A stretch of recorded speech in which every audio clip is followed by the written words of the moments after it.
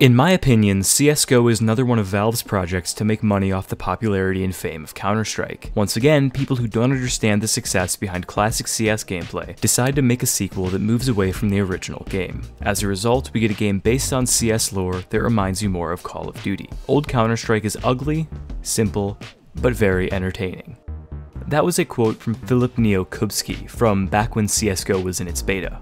With the release of CS2 hopefully around the corner, I thought it might be fun to make a video looking back at the ways that people used to talk about CSGO while it was in beta. This video is brought to you by SkinsMonkey, a site where you can easily and safely trade your skins. With SkinsMonkey, you can instantly swap out your old skins and get something new. You can use code PENGUIN on the site to get two new things. First off, you get a free $5 after you complete your first trade with a maximum bonus if you spend $100 on the site, and secondly, you get a 5% bonus when adding balance to the site. Combined with the 30% deposit bonus SkinsMonkey offers already, there's an extra 35% for you to spend, making their offers very competitive. Follow my link in the description or the pinned comment and start trading today.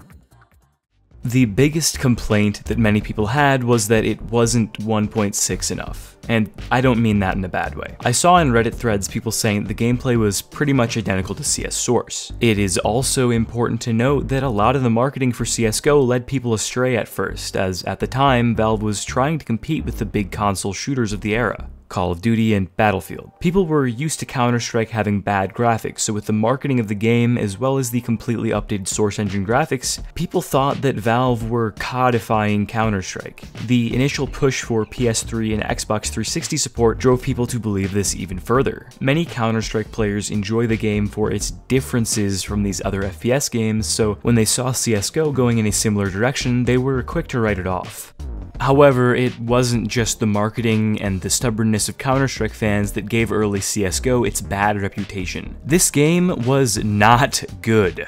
Recoil patterns in the CSGO beta felt completely terrible. In the very first versions of the beta, there actually were not any recoil patterns at all. Your shots just landed within a cone above the weapon. This took away a lot of the skill of the game. Along with this, the movement felt very slippery and was nowhere near the refined, polished movement that we know CSGO for today. Wallbangs were pretty much a last-minute oversight, with this mechanic being completely overhauled just 2 years into the game's lifespan.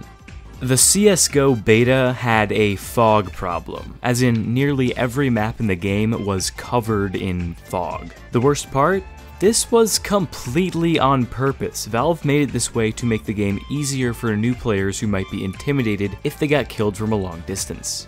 What do you do when you see a flashbang coming at you in CSGO? You turn around and minimize how hard you get flashed. Well, in the early betas of CSGO, this was not a thing, and even if you turned around, you got flashed the same amount.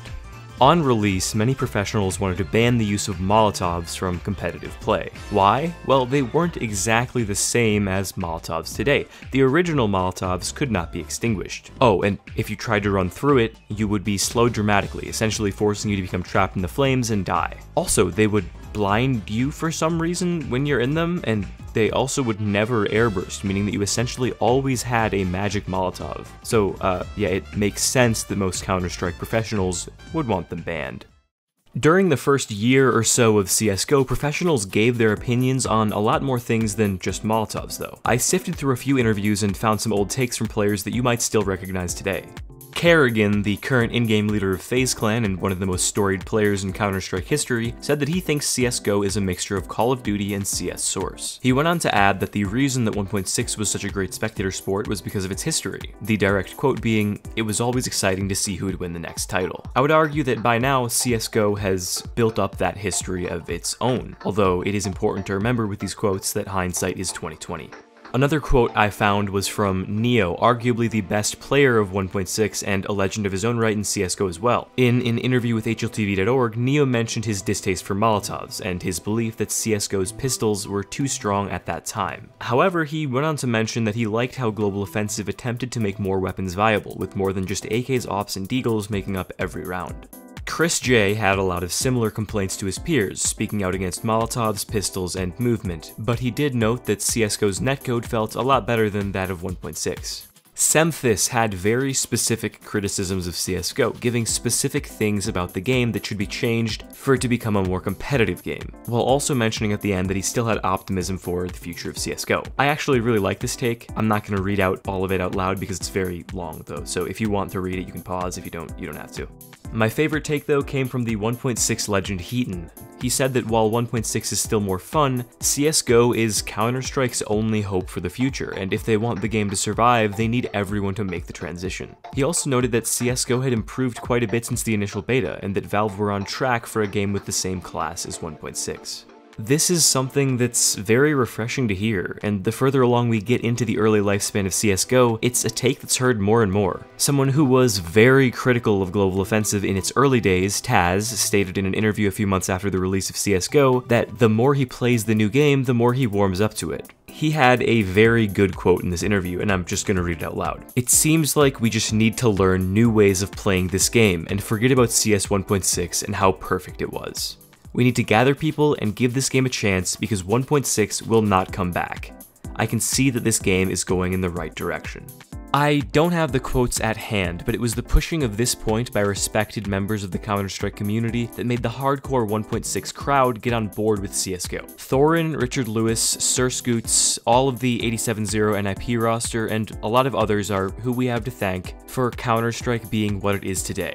One unified community. It's points like these last few that are really the reason that I made this video. CS2 right now and its new mechanics have gotten a lot of flack from the community, and rightfully so, a lot needs to be fixed. But I think that we can be optimistic about this. Let's look back at these past criticisms of CSGO and see what's changed. The biggest issue that professionals had with early CSGO were Molotovs. These were nerfed quite quickly into the beta with the addition of the extinguish mechanic. The movement in CSGO was tweaked a lot in the first 3 years to get us where we are now. In my opinion, current CSGO's movement feels smoother than damn near any other game that I know of, so I'd say that this issue was fixed as well.